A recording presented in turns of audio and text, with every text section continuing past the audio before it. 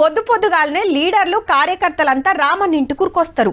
ఆడికెళ్ళి party office దానిక కార్ల rally ఉంటుండొచ్చు. ఇక గులాబీ భవన్ కాడికి రాగానే నినాదాలు ఇంకింత జోరైతాయి. జరసేపు ముచ్చట పెడతారు. అటెన్క ఇలేకర్లతోటి మాట్లాడి సీదా గవర్నమెంట్ కు సూటి పెడతారు.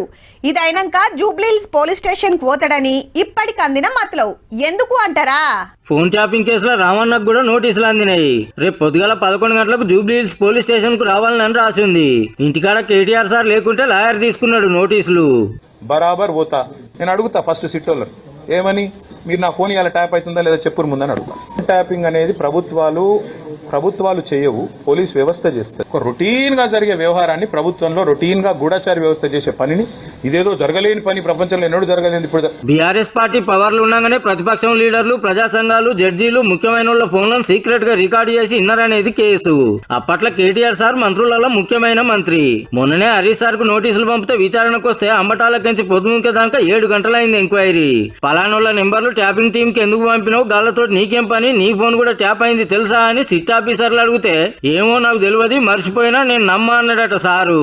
అవసరమైతే మల్లోపారు పిలుస్తామని చెప్పి పంపించేసిండ్రు. ఒకనాడు గ్యాప్ తీసుకొని ఇలా బీఆర్ఎస్ వర్కింగ్ ప్రెసిడెంట్ సార్ కు నోటీసులు వచ్చినాయి. ఇక సిట్ నోటీసులు పంపుతుంది. ఇక ప్రేమలేఖలు భయపడతాం అనుకుంటున్నావా? నువ్వు ఎన్ని నోటీసులు ఇచ్చినా బిడ్డ నిన్ను ప్రశ్నిస్తూనే ఉంటాం.